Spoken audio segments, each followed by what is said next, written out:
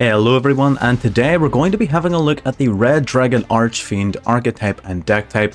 The list you're seeing on screen obviously isn't completed and it's not going to be featured in the gameplay. The gameplay we're seeing today is actually a mix of different variants of the deck that I've been testing up until now. I've been doing a lot of testing over the last couple of days. It's actually been very difficult to get a decent set of games for the video, to be honest, because most games you're either immediately losing because you're getting ashed or negated on something that is core to the deck's function, and the deck is very easily interrupted, unfortunately. Or if you manage to play through any level of interruption, your opponent would surrender before you can even finish the game and get any sort of decent showing. So it's been very difficult to get a good set of games for it. So we've been testing a number of different variants. The reason I'm showing this on the screen is I believe this is going to be how the deck ideally should be played. I did play a version with Kaijus and it was relatively successful. Ultimately, anytime we attempted to run a going first version of the deck, if you want to run one that's going first, you're probably going to want to rely a lot more heavily on Red Rain, because your synchro plays aren't as consistent as you would like them to be perfectly honest. Going up into your big boss monsters with the Supernova Dragon, it's simply not as consistent as you would want it to be, because it's very, very easy to interrupt. And it's as simple as that. So to compensate for that, what I believe should be happening is the deck should be played going second, and I believe cards like Dark Ruler No More and Lightning Storm, Kaijus, Super Poly, things like that, not necessarily all of them, but a selection of those cards are going to be necessary to basically break your opponent's board to free up room for their negates. And only really at that stage are you going to be able to fully play through and complete your combos, and when you do, it's ridiculously powerful. The Supernova Dragon, as you'll see in some of the replays, is extremely powerful. It's just not that easy to summon at the moment. So the Kaijus are there to, tribute things like Baron de Fleur. I believe Dark Ruler No More is one of the best board breakers in the game right now. I don't have it, unfortunately. I will be going to get it soon. It is definitely one of the best going second board breaking cards generally in the game, even outside of Master Duel. So that is definitely something worth considering. Lightning Storm is here primarily for Eldritch decks. I think that Dark Ruler No More doesn't do anything against Eldritch, basically, where that's where Lightning Storm comes in. You can, destroy all their back row at once. So you can sort of mix and match like what you think is going to be good or bad in your deck, what decks you're worried about going up against. Like, are you more worried about Eldritch? Are you more worried about Adamantipeators? And it's basically cater to what you believe is a bigger threat. Generally how the deck works, you're going to see in some of the gameplay, some of the combos. I'm not going to spend too long on it right now, but we'll circle back around to some of the core mechanics of the deck and some of why we were testing out different versions, and we'll discuss them as we're going through. So let's then skip on ahead to game number 1. Okay, so moving into game number 1, this is going to be the Assault Mode Activate version of the engine. So sort of what I would consider one of the more pure variants of it. I think the Assault Mode engine is core if you just want to run pure Red Dragon Archfiend, and you'll see why here. So we special summon the Crimson Resonator because we control no monsters. We normal summon the Assault Sentinel, tribute it to summon Psy Reflector. Psy Reflector grabs then the Assault Mode Activate cards to hand. Then you can resummon the Sentinel from the graveyard as a level 7. Synchro summon into your Chaos Ruler, then use all your monsters that synchro summon into the Red Supernova Dragon. So you would banish a Light and Dark from the graveyard to summon out your Chaos Ruler to the field once more, and then Synchro Resonator, when you control a synchro monster, can summon itself too. So what have we got here? We've got a once per turn negate to any face-up card in the field on the Hot Red Dragon Archfiend Abyss, and with the Red Supernova Dragon, if he activates a monster effect, we can banish all the cards in his field, and including our Nova Dragon, and it comes back during the end of our following turn. So we negate his Mantis using the effect Veiler in hand. He uses that then to go into Sarah. So he sets a card, the Phantom Knights, which he then immediately activates. Then that will trigger the Sarah. So we use the Hot Red Dragon Archfiend to negate the Sarah. What we're trying to do before we blow our load on the Red Supernova Dragon, we want them to set a few more cards, to play a few more cards. He goes into the Fusion Destiny, so it's a good thing we've waited. The best thing about the Red Supernova Dragon is it completely hard counters the Destroyer Phoenix Enforcer, so it's going to activate it here, try to get rid of our cards, but we're going to Red Supernova Dragon, we're going to banish everything. So that Destroyer Phoenix Enforcer is not coming back, and its effect doesn't resolve because he has nothing left on his field to destroy. He sets 2 and passes, so we draw, he flips up Anti-Sprayle Fragrance, we don't care about that at all.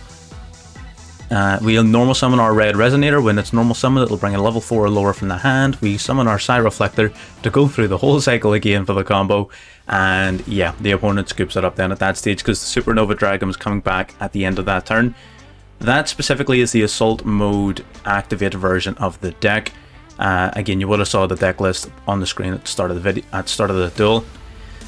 It is probably one of the better ways to play the pure version of it because the Psy Reflector will basically give you a free level 8 synchro. It's a 1-card synchro into any level 8 or anything of any levels between 6 and 9 basically. So you normal summon it. Normally what would happen is you would normal summon it or summon it through some other means. You would search your deck for Assault Beast. You would discard the Assault Beast, add Assault Mode Activate. In this case we already had Assault Mode Activate in hand, that's fine. Then you can use Psy Reflector's effect to revive from the graveyard a monster that lists Assault Mode Activate in its text, and you can boost its level by between 1 and 4. So we boosted it from level 4 to level 7. 1 plus 7 gives us the Chaos Ruler. Then the Crimson Resonator basically will special summon 2 Resonators from your deck if the only other monster you control is a Dark Dragon Synchro monster. So that's why you're able to easily go in to the Supernova Dragon using this particular build. That's the idea behind it. It is one of the better ways to play pure, so if you're looking for pure, this is probably the way to go if you want to be doing anything resembling going first. So on to game number 2 then. Alright, so this video, this duel and the next one are going to be displaying a Sword Soul mix of the deck that a lot of people have been experimenting with. I was a little bit skeptical at first, and yeah, we'll see from the gameplay how exactly that worked out. So we try to normal summon the Red Resonator, which will special summon the Ecclesia from hand. We use the Ecclesia's effect and it gets negated by Ash, so we've got nothing else. So we just pass, and that's the problem with this deck in my opinion. It just feels like a bad Sword Soul deck. It doesn't feel like you're playing Red Dragon Archfiend with Sword Souls. It feels like you're playing Sword Souls with Red Dragon Archfiend, and it doesn't mix very well in my opinion. At that point you may as well just play Sword Souls. So he's going to go into Baron de Fleur, he's going to go into the Rose Dragons here, so he summons out the 2 of them. We decide to Super Poly here, betting on a misplay. We just want him to misplay, and luckily for us he does, and let me know if you spot it. So we summon out the Starving Venom Fusion Dragon, we activate its effect, then the Baron de Fleur activates to negate. So what happens then? Our effect gets negated, we get destroyed, and then the Starving Venom Fusion Dragon activates in the grave to destroy all his special summoned monsters. Now, what was the misplay? If he had waited until my resolution, then popped using the Baron de Fleur's second effect, then negated the destruction, he would have been completely fine. So he did misplay there, which was good for us. So he specials out then the Adhara. Adhara is going to link away into the Monk of the Tinyi. So pretty standard stuff. So he's going to use a Shuna now at this point to special summon a Tinyi from deck. So he summons an Adhara. Adhara is going to banish to add the Ashuna back to hand. So we are all good there. Then battle phase, he swings in the Red Resonator, sort of leaves us with nothing, and we're struggling, so we don't really know where we're going, except we had a fusion monster sent to the graveyard, so we can add Ecclesia back from the graveyard to the hand. Of course, we draw into one as well, so that's a little bit unfortunate, but that's fine, because we can special summon it to grab the Mo Yi from deck. Mo Yi will reveal a Long Huan, summon a token. These 2 will then synchro summon into our Grand Master. This is what I mean, it just feels like you're playing a bad turn 1 Sword Soul deck.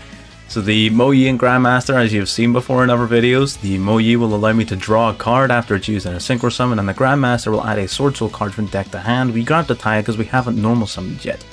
So the Tai will banish the Mo Yi from the graveyard, get another token, and the opponent plays Sword Soul himself. He knows exactly what's going to happen next, so he gives it up. So yes, that was a Sword Soul mix. There is another, the next duel is about this mix as well. People are seeing success of it on the ladder. I think they're just seeing success of it because they're playing Sword Soul cards instead of Red Dragon Archfiend cards. That's pretty much where I think they're going. I think they would be seeing more success just playing Sword Souls. But that's fine. We'll move on to the second game. We'll get another look at it, and we'll see if that changes our perspective. Alright, duel number 3, again using the Sword Soul mix. So we're going to go main phase 1, we're going to activate Resonator called add any Resonator from deck to hand. We add the Crimson Resonator, we activate its effect to special summon it and the Tai out of the field. We synchro summon then using these 2 to go into the Red Rising Dragon. Now we do misplay here a little bit. So we summon the Red Rising Dragon that will resummon the Crimson Resonator from the graveyard. Kai will activate to send a worm from deck to grave, and this is where the misplay happens. Sending them we use fine, but using the Red Rising Dragon we summon the Crimson Resonator, and instead of summoning 2 level 2s I accidentally summoned 2 level 1s, so that does mess up our play quite a bit. We're going to Synchro Summon into the Chaos Ruler, the Chaotic Magical Dragon, to see if we can grab a card to fix this. When it's summoned, it'll check the top 5 of the deck. You can add a light or dark monster among those to your hand.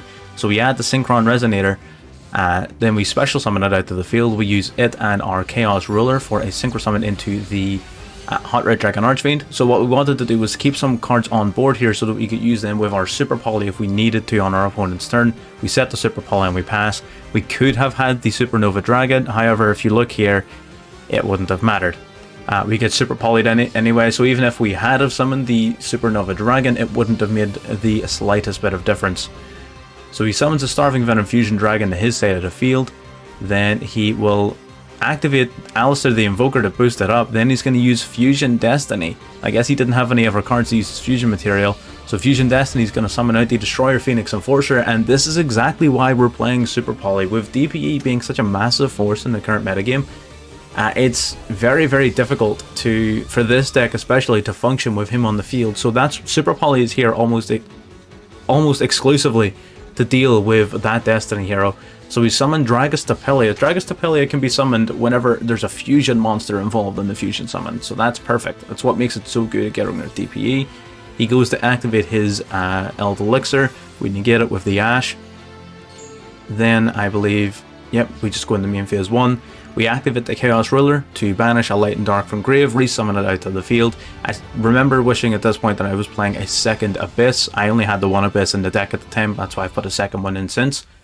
But yeah, as simple as that. Basically, the Super Poly, those two games there were more displaying the power of Super Poly, which was recently added into it, more so than even the Sword Soul mix.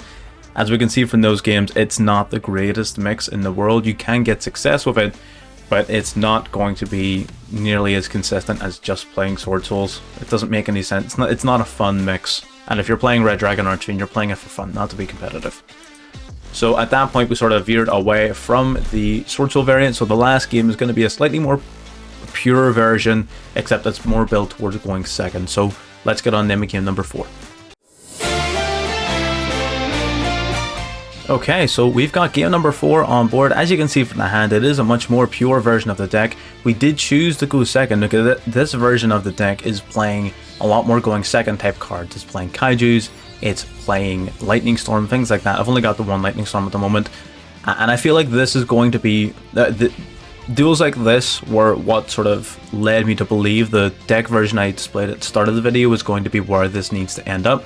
So we tribute the Baron de Fleur for the Kaiju there, then we special summon the Crimson Resonator, we normal summon Red Resonator, that baits out the Impermanence, which is fantastic, because ultimately the Red Resonator's effect was inconsequential because the Wandering King Wildwind can special summon itself to the field while you control a Resonator. So Resonator and our Red Resonator and our Wandering King Wildwind will summon our Red Rising Dragon. Red Rising Dragon will resurrect the Red Resonator, and when it's special summoned, you gain life equal to the attack points of one monster on the field. So we use these to the Synchro Summon then again into the Chaos Ruler, the Chaotic Magical Dragon, which like before will activate to check the top 5 cards of the deck, except we won't because he ashes that.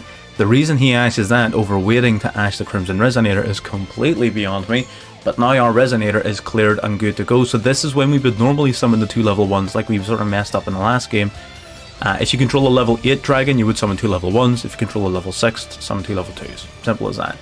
So we summon our Red Supernova Dragon, we add the Crimson Resonator back to hand so we can use a Lure of Darkness, draw 2, banish 1.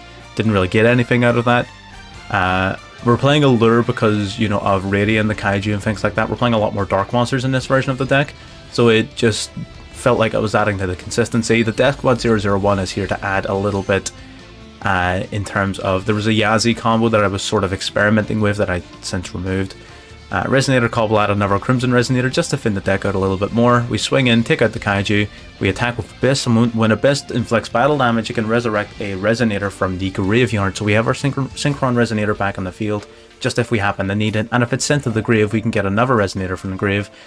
But that was it. So basically what we had there was a once per turn negate any face-up card on the field, and if he were to use a monster effect, we get to completely banish everything he controls. So that's a very, very difficult thing to overcome for a lot of decks.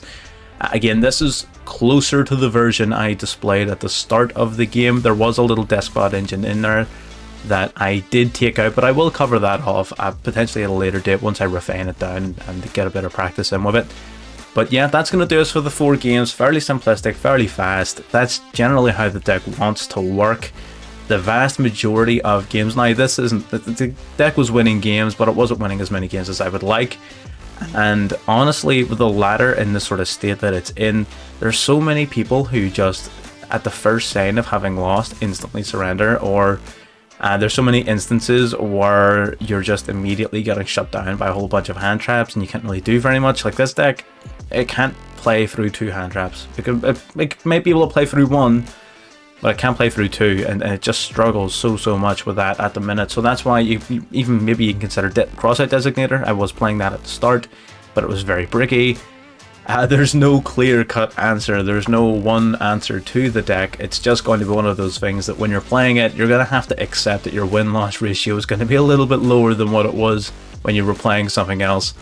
But it is definitely still a pretty good deck. You know, the Red Supernova Dragon, once it's out there, it's very difficult to get rid of. The only real solutions are, you know, Super Poly. There's a lot of things that try to banish it. You'd think, oh, just banish it with Sure Egg and things like that. But you summon Sure Egg, you activate the banish, I'm nuking your whole board, and it's gone. So even that, a lot of the common banishment techniques don't really work against it.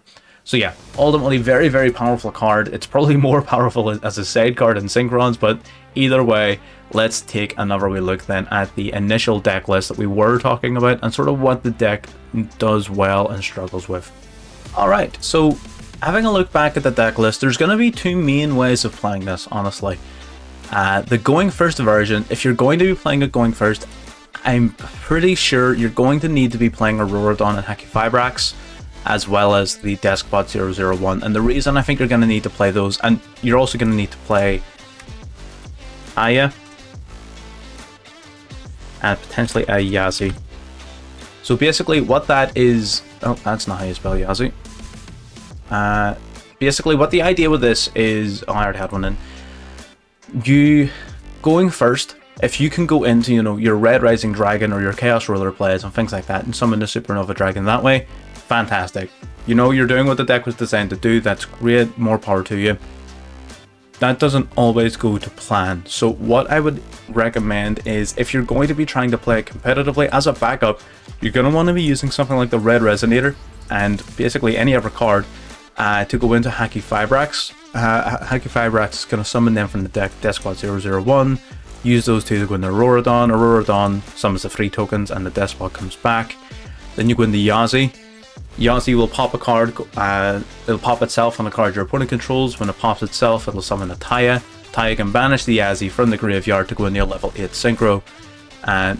So going second, that's a very powerful play because you get to pop an extra card. You can potentially put in a Boxia if you want. If you are building the deck around going second, a Boxia would be an extremely powerful pick. You know, you get the pop 1 and bounce 2, which is very, very strong. It's just at that point, like, are you even really playing Red Dragon Archfiend? It's a very, very solid backup strategy. You have to sort of balance out what exactly do you want. Like, okay, this is 48 cards. This is way too many cards. So maybe you want to cut the maybe you want to cut out the Assault Mode Activate engine. Maybe that's just not your speed. Maybe you want to cut out the Super Poly. Maybe you're not a fan of all of these going second URs. You know, so there's a few things you can cut out to sort of make that type of engine work. I think it is going to be necessary to make the deck function. Going first for sure in any capacity, but going second, it's going to add a lot more power to it. I do think Dark Ruler No More is going to be key. I think it's going to be necessary to run in the deck, or Lightning Storm. 3 copies of either of them is going to be necessary. I'm personally a bigger fan of Dark Ruler No More. Super Poly is going to be extremely important, again, in this metagame, just to get rid of DPE. You can play DP in here as well if you want. There's a lot of options you can do, but what I'm struggling with doing is keeping it as a Red Dragon Archfiend deck, because naturally it's the Red Dragon Archfiend cards that are strong. Like Crimson Resonator is a very powerful card.